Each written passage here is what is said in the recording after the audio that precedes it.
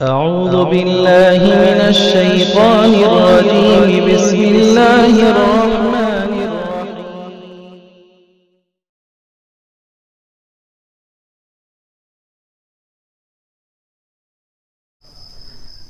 بھائی کا 10واں سوال ہے کہ یزید بن معاویہ کے بارے میں اہل سنت کا موقف کیا ہے؟ الحمدللہ اہل سنت کا موقف یہی ہے کہ یزید بن معاویہ کے تعلق سے خاموشی اختیار کیا جائے، ان پر طنز کر کے، ان کی شان میں گستاخی کر کے، انہیں برا اور بھلا کہہ کر کے، ان کی برائی کر کے ہم اور آپ اپنی زبان کو گندا نہ کریں،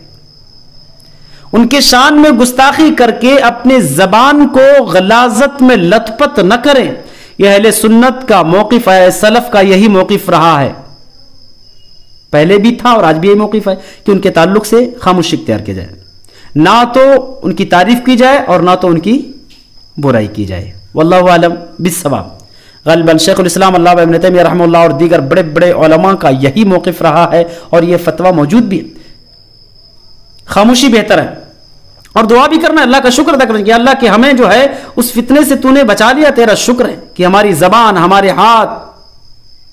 اس فتنے سے محفوظ ہے، یہ تیرا شکر ہے کہ ہمیں اس فتنے میں ملوث نہیں کیا، مبتلا نہیں کیا۔ لہذا اس شخصیت کے شان میں گستاخی کرنے سے ہمیں اور آپ کو اجتناب کرنا چاہیے۔